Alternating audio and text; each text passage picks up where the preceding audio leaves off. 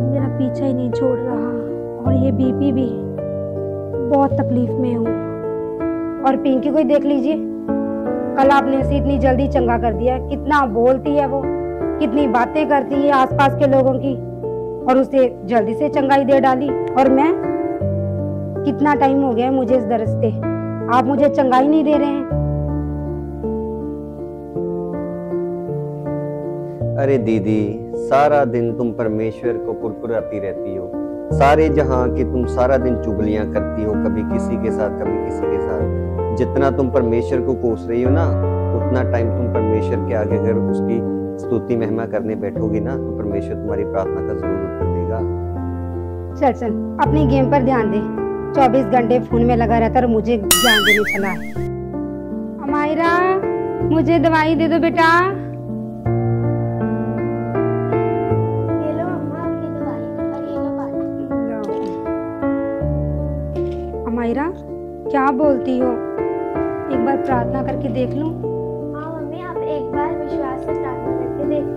Okay, ऐसा ही करती हूँ अब मैं। धन्यवाद प्रभु। लोग कहते हैं कि मैं प्रार्थना नहीं करती, लो आ गई आपकी हजूरी में। मुझे ठीक कर दो। आप तो मुझे ठीक नहीं कर रहे। 2 साल हो गए इस दर्द में, मुझे थक गई हूँ मैं। आप तो मेरी सुनते ही नहीं हैं। अब तो मेरी सुन लीजिए। अब तो मैं भाई के कहने के मुताबिक आप प्रार्थना भी करने लगी हूँ। पता नहीं क्यों नहीं सुनते मेरी आवाज को आप। मुझे ठीक कर दीजिए। अब तो मैं आपकी प्रार्थना में भी आ गई हूँ। अब और क्या करूँ मैं, समझ नहीं आता मुझे। पता नहीं कब मुझे आप ठीक करोगे। मैंने इतनी सेवा की है, कितना मैं काम करती हूँ चर्च में, प्रार्थना भी करती हूँ, फास्ट भी करती हूँ, फिर भी मुझे ठीक नहीं कर रहे हैं आप।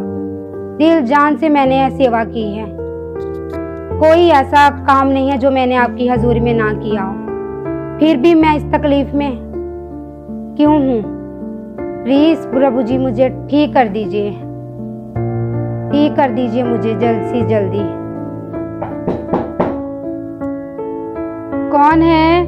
अंदर आ जाओ। जेम्सी की सिस्टर जी, जेम्सी की पास्टर जी। बैठिए सिस्टर, आप भी बैठिए पास्टर जी। क्या हो गया?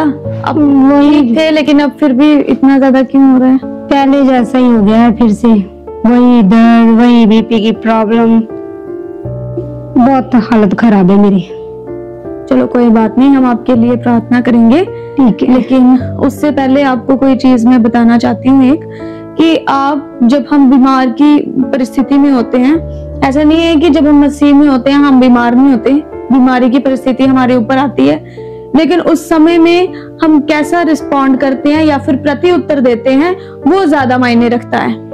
क्योंकि आपको पता है वचन में लिखा है कि यीशु मसीह के कोड़े खाने से हम चंगे हो चुके हैं। बिल्कुल सही बात। आप अपने जीवन में घोषणा कीजिए कि आप बिल्कुल चंगा हो चुके हैं। अपनी आंखों को बंद करें, हम सब मिलकर आपके लिए प्रेयर करते हैं। हमारे पिता प्रभु यीशु मसीह जो आप स्वर्ग में हैं, हम आपका धन्यवाद करते हैं पिता प्रभु जी। इस समय हम आपकी सन्निधि में आते पिता, हम आपकी बेटी के लिए बेनती करते खुदा परमेश्वर, जो भी सब इस परिस्थिति में खुदा परमेश्वर हम आपकी यीशु मसीह के नाम से घोषणा करते हैं कि सारी बीमारी प्रभु यीशु मसीह आपके नाम से चली जाए।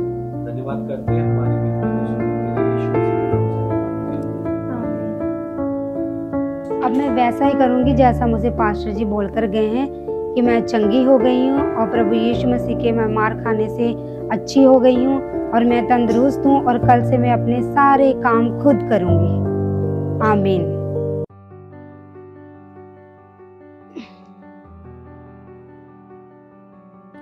अरे मेरा सिर दर्द तो बिल्कुल ठीक हो गया। प्रभु आपका धन्यवाद, आपने मुझे ठीक कर दिया। आपका धन्यवाद। अब मैं ना किचन में जाके थोड़ा काम कर लेती हूँ, इसे उतार देती हूँ। प्रभु जी आपका धन्यवाद कि आपने मुझे चंगा किया। बीपी भी मेरा नॉर्मल है और दर्द से भी आपने मुझे चंगाई दी है। प्रभु मैं आपका धन्यवाद करती हूँ। मैं आपके मार खाने से चंगा किए गई हूँ और आपके कोड़े खाने से मुझे चंगाई मिली है। मैं आपका धन्यवाद करती हूँ। आपका धन्यवाद। मैं बिल्कुल ठीक हो चुकी हूँ और मैं आपका धन्यवाद करती हूँ। मैं बिल्कुल तंदुरुस्त हूँ प्रभु जी। आपका धन्यवाद, आपका शुक्राना करती हूँ कि मैं बिल्कुल ठीक ठाक हूँ। आपने मुझे चंगा कर दिया है। हेलो गाइस, सभी को जैमसी की। आपको हमारी वीडियो कैसी लगी?